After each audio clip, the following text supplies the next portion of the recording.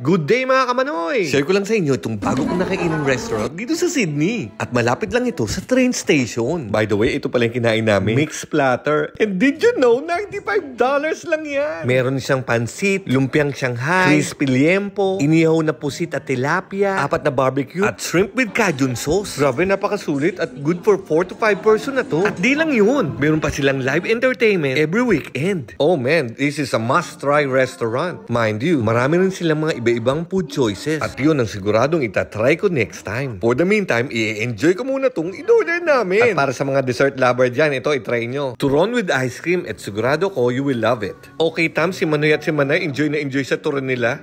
At syempre, hindi pwedeng matapos ang gabi nang walang halo-halo. Diba mukhang sarap-sarap? At dito lang yung matatagpuan sa Pinoy Lounge sa Duneside. Okay, bye-bye!